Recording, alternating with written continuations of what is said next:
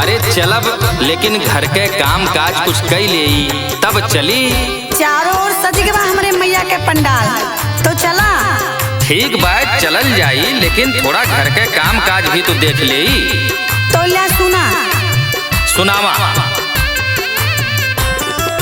देख सज गना, हाँ हाँ देख सज गना, हो देख सज गना, हसैया देख सज गना, दुर्गा मैया के पंडल वसैया देख सज गना, ओ मोरी मैया के पंडल वसैया देख सज गना।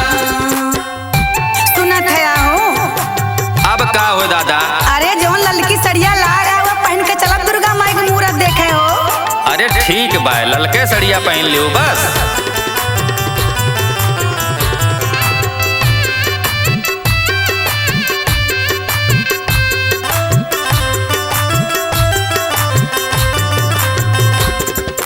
ओही रे पंडलवा में पूजन के तैयारिया, पूजन के तैयारिया, पूजन के तैयारिया, जहाँ गुजेला मैया जी के जाय कारिया, गुजेला जाय कारिया, गुजेला जाय कारिया।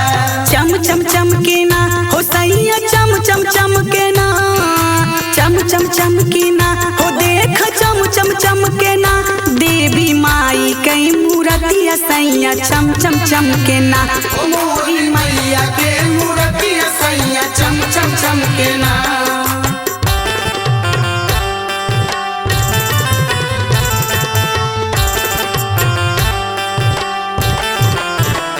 सुनत है हो? अब का हो बोला। अरे दुर्गा पूजा के जो मेलवा लागत है ओ महान हम जाब और बहुत ढेर सारा सामान लेब हो, बिंदी लेब, चूड़िया लेब, बहुत सारा सामान लेब, बहुत खुशी बा हो। चला ठीक बा, ले लिहू। पहले चला वहाँ टहला घूमा, ओकरे बाद देखा जाए का लेवक बा।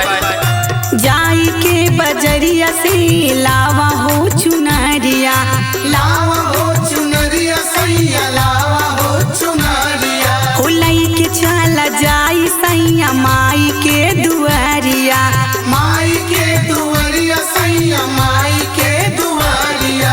धूम मच गना हो सैया, धूम मच गना, धूम मच गना हो राजा, धूम मच गना हो माई दुर्गा के नामवा से धूम मच गना हो, हाँ पूर्णिमा के गीतिया से धूम मच गना, माई